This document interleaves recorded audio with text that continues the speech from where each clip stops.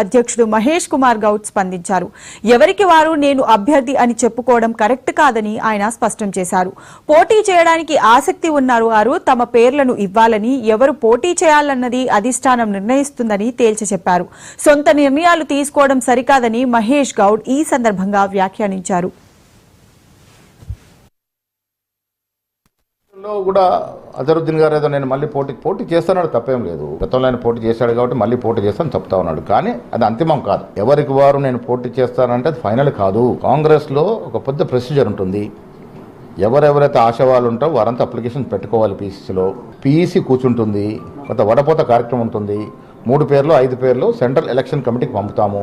అక్కడ వడపోత తర్వాత సిడబ్ల్యూసీ ఫైనల్గా అభ్యర్థి ప్రకటిస్తుంది. అప్పటి వరకు ఎవరెన్ని మాట్లాడుకున్నా ఎవరు ఎక్కడ క్లెయిమ్ చేసుకున్నా అది అధికారికం కాదు. జూబ్లీ విషయంలో కూడా అజరుద్దీన్ గారు ఏదో నేను మళ్ళీ పోటీ చేస్తానని తప్పేం లేదు. గతంలో ఆయన పోటీ చేశాడు కాబట్టి మళ్ళీ పోటీ చేస్తాను చెప్తా ఉన్నాడు. కానీ అది అంతిమం కాదు. ఎవరికి వారు నేను పోటీ చేస్తానంటే అది ఫైనల్ కాదు. కాంగ్రెస్ లో ఒక పెద్ద ప్రొసీజర్ ఉంటుంది. ఎవరెవరైతే ఆశావాళ్ళు